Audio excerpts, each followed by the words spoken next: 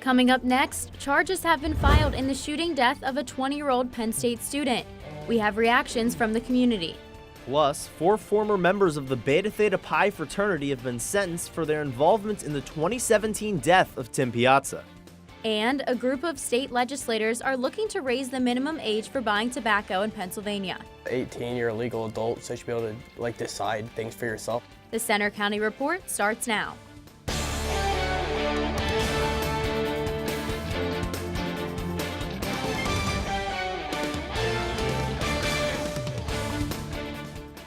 Good afternoon, I'm Hannah Mears. And I'm Tyler Olson. Thanks for joining us.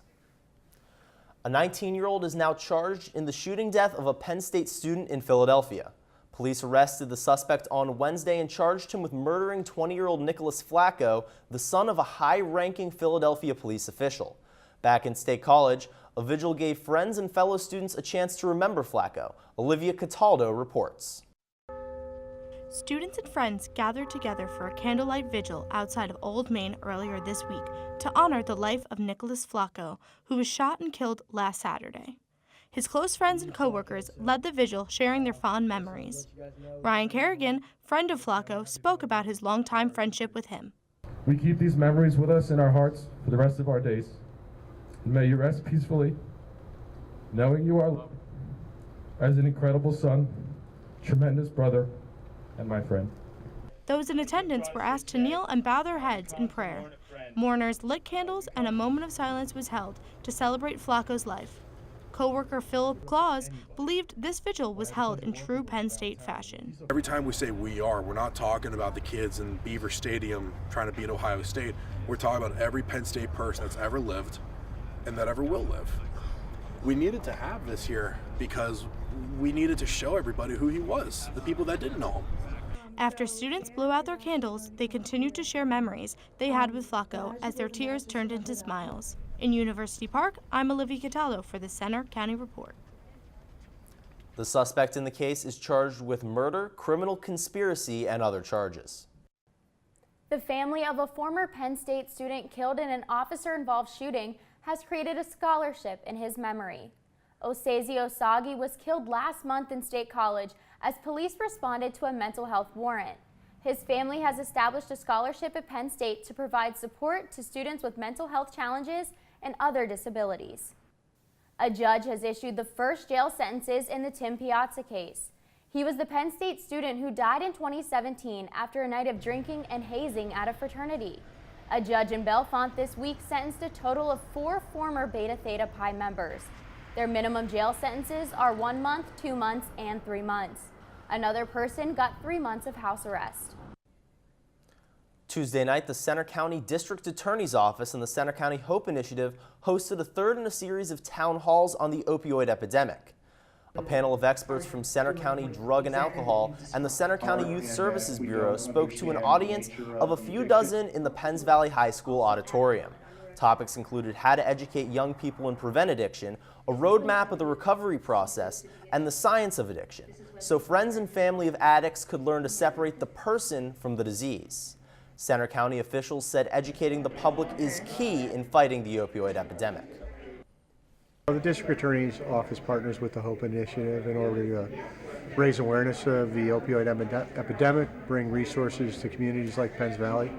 These resources aren't there on an everyday basis, easily accessible. The question and answer portion is always a really important time to be able to engage with folks and to hear their concerns or their perception about how they can help. So questions about how to get treatment, barriers to treatment. Pennsylvania is consistently in the top 5 in overdose stats nationally, but Center County has one of the lowest death rates from opioid overdoses in the state. National statistics show as many as 1 in 5 women and 1 in 16 men have experienced some form of sexual assault on college campuses. Reporter Emanuela Blanc talked with one victim at Penn State and explains what students are doing here to raise awareness and stay safe. At night, I don't want to walk on campus alone. I constantly am turning around, checking my back, so I don't trust anybody. This Penn State student says she's a rape victim and still lives in fear because of what happened to her. She agreed to be interviewed if we did not identify her. She told us it happened while staying at the home of an acquaintance. I think I woke up at like 2:30 and he was just like in the bed completely naked.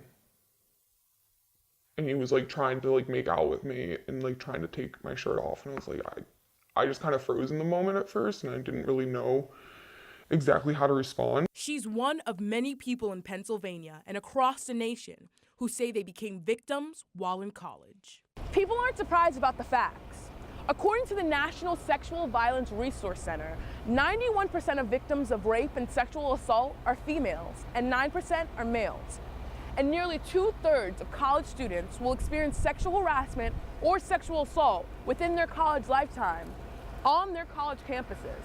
It's a safe space for some people, but at least for me, I feel like an outsider compared to the main core of where I go to school. That's part of the reason Penn State's Lambda Theta Alpha sorority is trying to reach out to help students. It hosted its annual Take Back the Night March this week to help raise awareness about domestic violence and sexual assault in the Penn State community. The march began on the steps of Old Main, with survivors, family members, and local residents invited to attend. Because State College is full of a lot of students, we tend to cater to the students that might be affected more by it, but in reality, you don't know who can be affected by it. Many universities like Penn State have put a renewed focus on creating safer campus environments and encouraging victims to quickly reach out for help.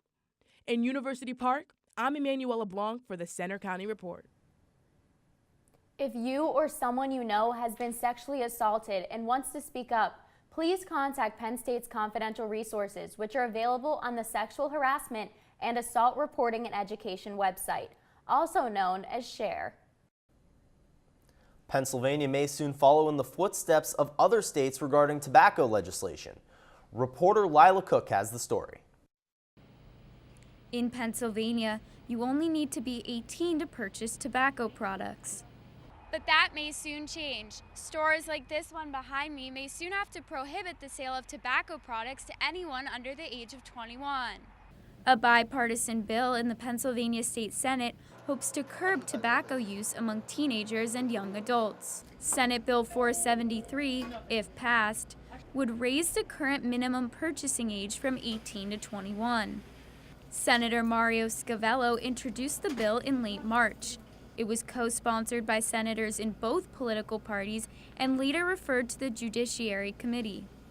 Student advocates lobbied at the Capitol building last year to raise the tobacco age to 21, prompting Scavello to create legislation. An 18-year-old today hangs out with 16 and 17-year-olds, and that peer pressure, he buys the cigarettes, hands it off to the 17s and the 16s. A 21-year-old hangs out with older kids. So they will not fall to that peer pressure. But not everyone thinks the proposed changes are fair. I think it shouldn't be changed because at 18 you're a legal adult, so you should be able to decide things for yourself, like what you want to put in your body, and the government shouldn't restrict you from doing things when you're a legal adult. If the bill passes, Pennsylvania would join California, New Jersey, and other states with similar legislation already in place, as well as localities with so-called Tobacco 21 laws around the country. In State College, I'm Lila Cook for the Center County Report.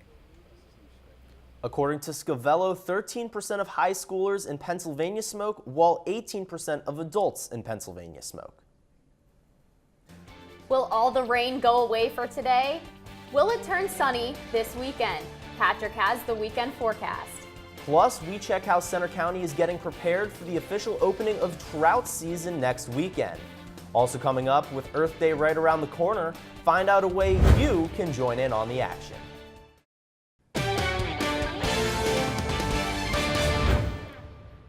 Opening day for trout season starts on April 13th for the state of Pennsylvania. However, the turnout might not be as big as you think. Reporter Haley Curtis has more. An annual Pennsylvania tradition begins again on April 13th, opening day for trout fishing.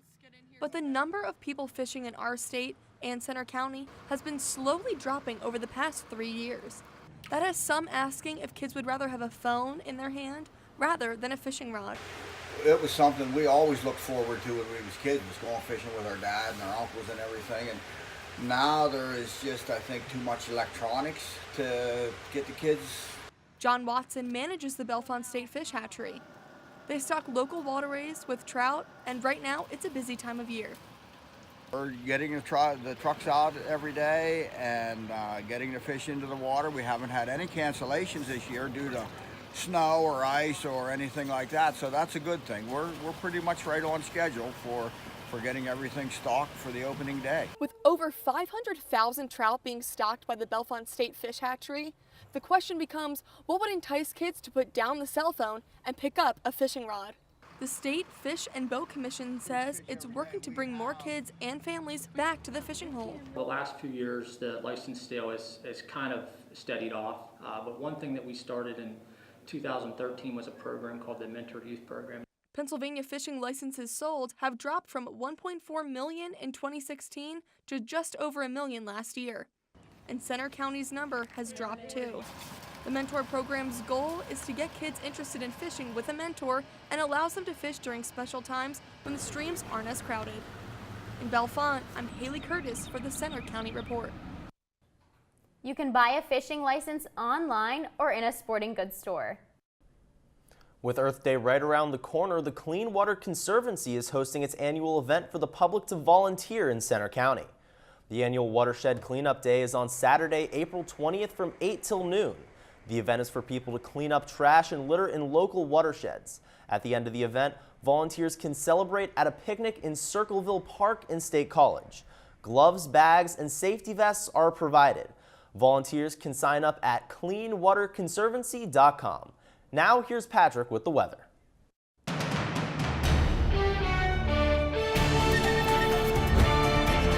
Well, Mother Nature had some things in store for us this morning as we woke up. Some snowflakes were falling in some areas, but I like to think we can only go up from here. I think it's like a late April Fool's Day joke from Mother Nature, but currently clouds are hanging around State College and it is raining throughout most of the area. So I wanted to take a look. You know, what's it supposed to be like for this time of year? 56 is our normal high for this time of year, and we have a low of 35. So things are going up and getting closer to summer as we head further through April. But in terms of our temperatures right now, they are nowhere near that. 37 degrees here in State College, 39 down in Altoona, and 36 up in Clearfield. And then zooming further out, 51 up in Pittsburgh. That's going to be the warm spot on the map. But then 47 up in Erie, and Philadelphia, the usual warm spot on our map, well, they're sitting down at 46 degrees. So what's this going to look like on the satellite and radar? Well, we do have some rain falling in portions of Center County, even some snow in the northern portion of the state, sleet in some areas, and even possibly some freezing rain. But that rain is going to keep coming throughout the day and into the evening. So we're going to keep an eye on that. We're going to time that out for you once the Futurecast pops up. We do have the rain will continue 4 p.m. this evening, so you want to bring out an umbrella or at least a raincoat as you head out to your Friday evening plans. And then, but this evening, 11:30 p.m., we do expect just a few showers to linger here in the State College area. So it's not going to be terrible later on this evening because things are getting better from here as we head into the weekend. Because look at Saturday. Well, Saturday, 2 o'clock, the clouds are for the most part gone throughout most of the state and the sun is shining, and that means temperatures will warm up. I'll get into those in just a moment. But first, we do have Sunday remaining clear overnight, so the moon will be shining Saturday night into Sunday. So what is that going to look like for our temperatures? Well, today we're only getting up to 41 degrees. We have some April showers, and I like to think that you'll bring some May flowers, so we'll keep the positive for today. Then by this evening, well, a low of 41 degrees, so we're not going to change the temperatures very much as we head into the evening with some spot showers coming through the area. Now, in terms of our forecast for tomorrow, 64 degrees, plenty of sunshine by the afternoon.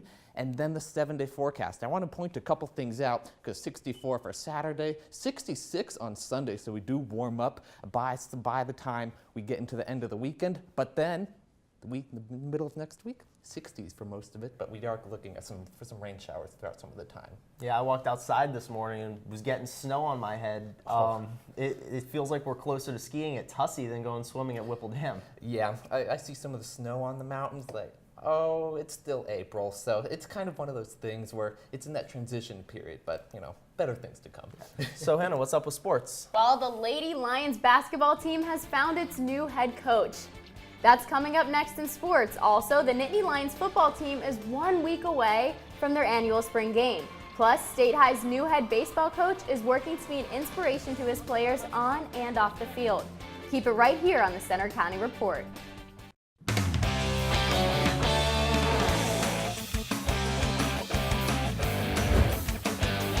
I'm Hannah Mears with sports. State High baseball is 4 games into the new season and is swinging for another district title this year. But there's a new head coach leading the way. There's more to a successful team than just winning games. That's the message new State College high school baseball coach Jeremy Dinsmore has been preaching during his first season in charge. Family is a big thing for us, and I think again, if we keep building on of what we've been doing so far and keep limiting the mistakes and having fun, and while we're doing it, we'll be where we need to be. Dinsmore has been with the State College high school baseball program for 3 years now, but his lifelong dream of becoming a head coach finally came true this season.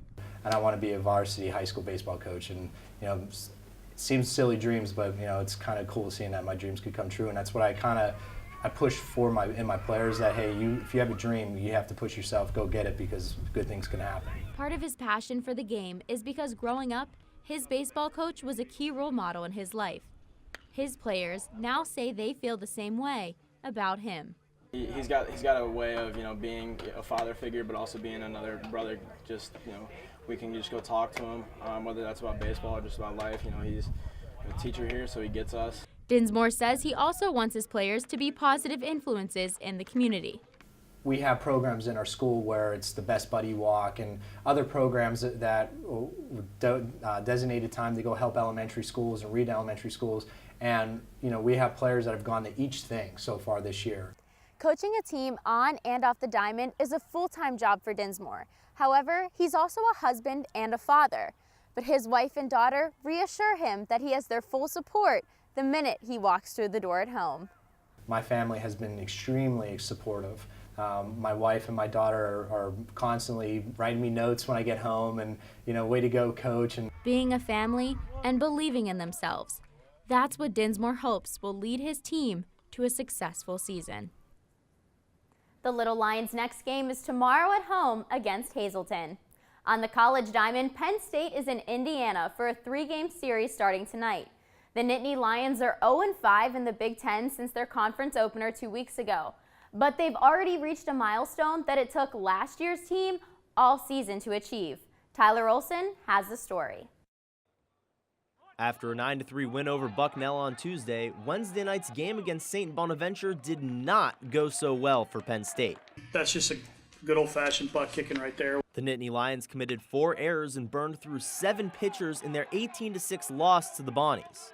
The game was the worst of 6 losses in the last 8 for Penn State, as its pitching staff surrendered 21 hits and the offense was mostly stagnant except for a 5-run second inning. But if Rob Cooper and crew managed to win just once in this weekend's 3-game series in Bloomington, Penn State will exceed its win total for all of the 2018 season.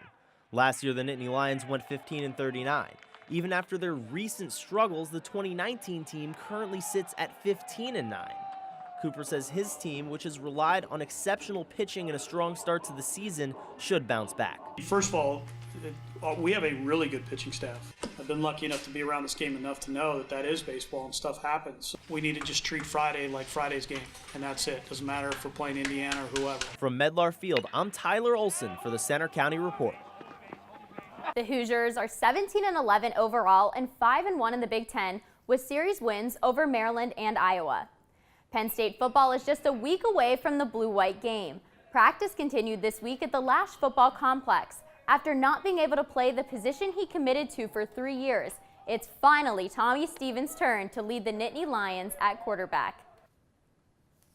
The leadership thing is just still getting guys going, still trying to emphasize just little things in the offense as far as speed. I would say is probably been the biggest thing.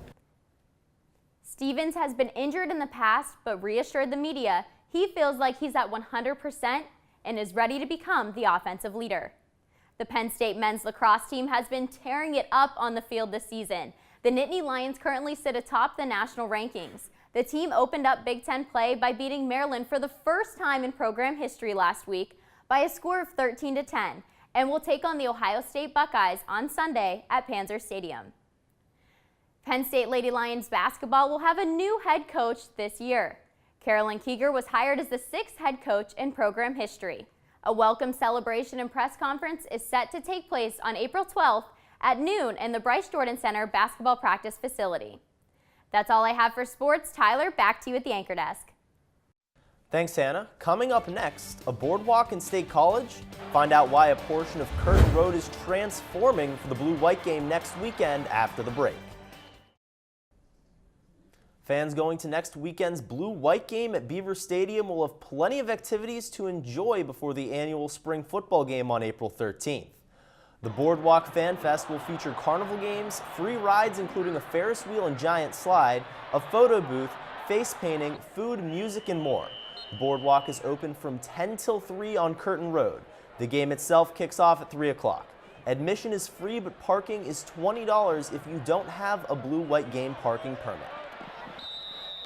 I absolutely love the Blue-White game. I'm excited to enjoy another one from the sidelines, but please enjoy all those festivities for me. Yeah, absolutely. I always enjoy a nice Blue-White tailgate. Hopefully it's nice out for that and not snowing again, but I'll definitely make sure I check out the Ferris wheel. I'll be looking for you. Make sure to send me a wave from the top. That's all for today's newscast. You can find more of our stories on our website, centercountyreport.com. And you can follow us anytime for breaking news on our Twitter feed. That's at Center County REP or on our Facebook page. We also have a Center County Report Instagram. Join us for our next newscast next Friday. Have a good weekend.